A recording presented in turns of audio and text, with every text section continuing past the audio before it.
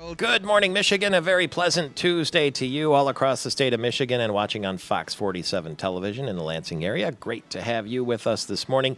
Lots of special guests this morning coming your way, including right here in our Gillespie Group storefront studio, U.S. Congressman Mike Rogers, the Republican from the Brighton, Howell, Lansing area, five-term congressman, member of the Energy and Commerce Committee and the Permanent Select Committee on Intelligence. Nice to see you. Michael, it is always good to be here. You know, it's going to be 91 degrees the rest of the week and on into Labor Day weekend, and you have a fabulous tan. How are you doing that? I've been doing lots of parades and have been helping candidates go door to door and other things. I'm not a golfer. I'd like to tell you it was golf. Who has time for that? I golfed, it was about, I don't know, last time I picked up the clubs was about 15 years ago. And they charged me with assault with a deadly weapon. So I said, that's it. I'm done. I'm hanging these things up. And I have never looked back. Funny you should say that you're in the parades, though, because I'm looking at the Mirrors Guide here. Yeah. I don't know if you've seen your bio in this Mirrors Guide, but if you haven't, I hope it's complimentary. I'll read it to you and see what you think. This is what it says.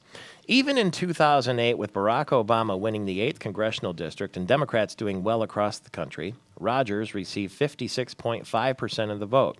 No matter what Democrats throw at Rogers, he hasn't failed to receive less than 55% of the district since he was elected in the year 2000. Here's the interesting part.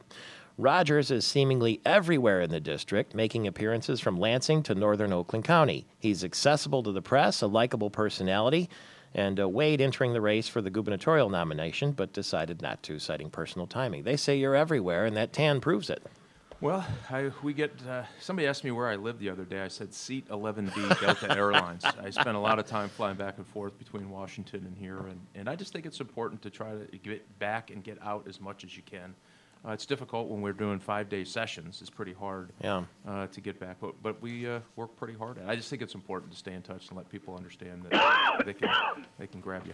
Speaking of seat 11B, before we bring in Ron Weiser, the chairman of the Michigan Republican Party, this business on this United Airlines flight from Chicago to Amsterdam, Dutch authorities found a cell phone taped to a Pepto-Bismol bottle.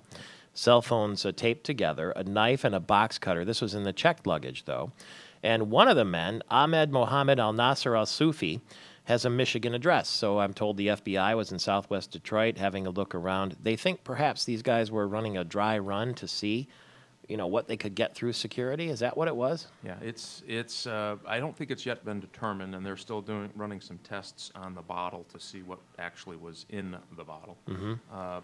But clearly they are probing for weaknesses. And one thing that we saw about the Christmas Day bomber is the lengths that they went to circumvent security at airports, to try to beat the security systems that we have. So, and this is the thing, we've talked about it, I think, many times on the show.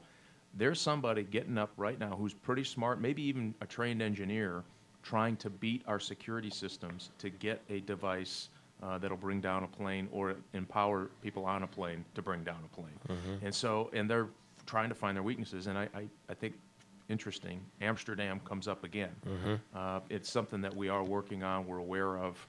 Amsterdam seems to be a center where they believe that they can move things more easily than the rest of the world, something we're going to pay attention to. I find that unusual because every time I've flown through Amsterdam coming to the United States, they have a personal interview, which is pretty rare. They do, well, mainly because of they are a hub for places that have where you might expect folks who want to do harm and may be passing through. Is that a diplomatic way of saying that? Yeah. So clearly, and the interviews that you're seeing are mainly international pressures of, hey, we've got to step it up here to make sure that this isn't a hub of getting to other places in the world. And I'm not saying Amsterdam is the place. I don't want viewers to walk out going, oh, never going to go through Amsterdam. But it is just something that they're concerned about, mainly because it's such an important hub for that part of the world. And it's two different airlines. This was United. Yes. The Christmas Day was Northwest/Delta. Absolutely. And they're going to, again, they are going to try to find a weakness in the system. And if even on the 9/11 bombings, if you kind of roll it back on their practice runs and how they did it and the types of things that they had done, there was clearly a pattern of trying to find the weaknesses, rehearse their operations so that there was this comfort level when they get ready to go do what they're planning to do. And so all of that happens all of the time. And that's what is so important to remember about why we keep up the pressure on Al-Qaeda, and the Taliban, and other groups that are affiliated, so that we can make sure that we hear about these kinds of things before they get going. State Representative Dave Agema was with us earlier. He was an airline pilot, commercial airline pilot, and he says that a terrorist attack is inevitable on an airplane again. Don't be surprised when it happens. Do you concur? Well, clearly they would like to do it. I believe that we always ought to shoot for 100% and nothing less. So what is inevitable is that they are going to try it. It doesn't necessarily mean it has to happen. I will say that the Christmas Day bombing was luck, not skill. I mean, we were very, very fortunate. I actually talked to the guy who rebuilt the bomb to see what damage it would do. And the folks on that plane were less than a quarter inch away from meeting their maker. And the device, even after he screwed it up the first time, was still operable. So if he had had that second run at it, had the passengers not engaged at that time, none of them would have been here to talk about it. So what is inevitable is that there's folks sitting around trying to figure out how to do that. And other things. We have other threat streams, and what's really incredible is sitting as a member of the intelligence community, how many threat streams come through that, you get a lot some that don't make sense, and some you kind of think that's not credible, and of course the intelligence community says it's not credible. And a lot that you say, these are credible planning events that are happening today that they're trying to get their handle on and try to figure out the whole scope of it to figure it out. And a case like this is something that may not have been on the radar screen. Now, in this case, was not on the radar screen. It tells you at what lengths they're going to try to make sure that they can pull off another event. Should we be encouraged that amongst all of that luggage that we were able to find a cell phone taped to a Pepto-Bismol bottle? Absolutely. I mean, our the systems going into place are even better than they were just a few short years ago. So the technology is getting better for that kind of thing. It's going to make it more difficult for them to do what they have to do.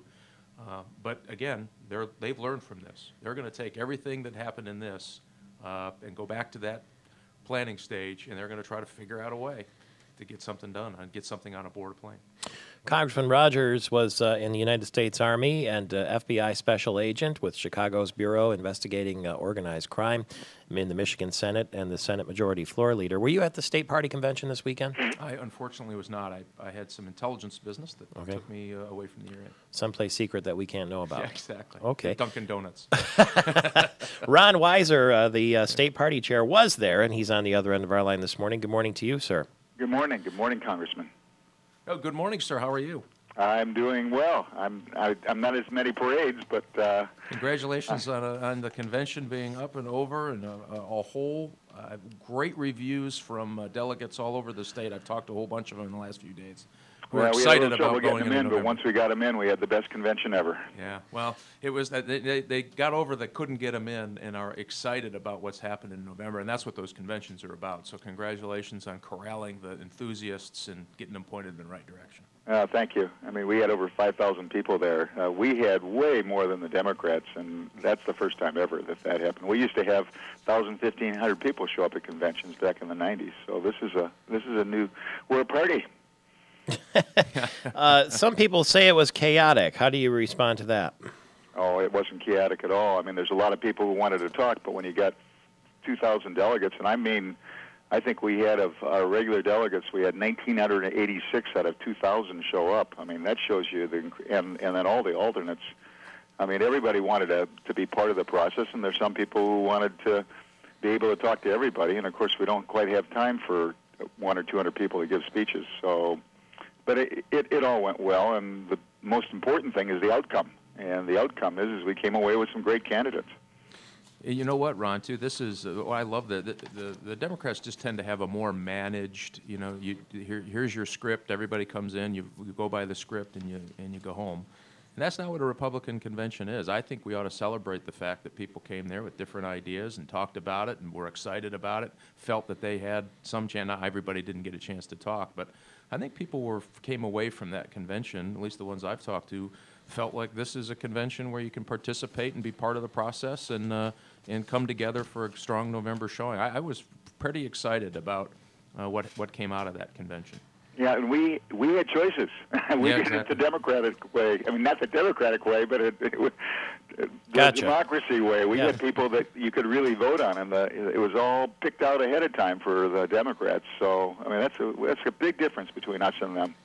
It is, and in fact, Mirrors News was reporting that the Democrat convention went out with a whimper because all the candidates were predetermined, but they did characterize yours as having infighting and disorganization, but you disavow that this morning, and you say it's all part of the process, and we appreciate the time. We'll be talking again soon to Ambassador Ron Weiser, the chairman of the Michigan Republican Party. We're with Congressman Mike Rogers.